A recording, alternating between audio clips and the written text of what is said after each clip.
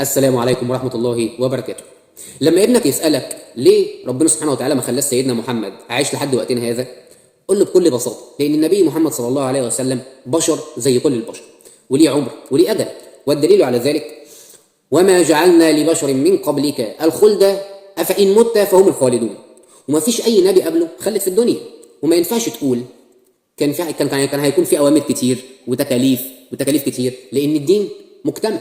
والدليل على ذلك: اليوم أكملت لكم دينكم وأتممت عليكم نعمتي ورضيت لكم الإسلام دينا. يعني لو النبي صلى الله عليه وسلم مكث في الدنيا إلى يومنا هذا لما زاد شيء في الدين عما هو عليه الآن، لأن الدين كده كده مكتمل.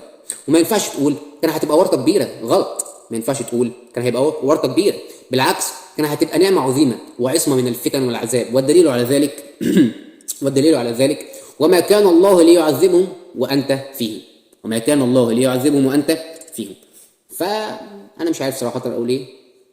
حاولوا قدر المستطاع اللي انتوا تتمسكوا بدينكم، تتمسكوا بسنة الرسول صلى الله عليه وسلم، لأن الماسك على دينه كماسك على جمرة من نار. شكرا.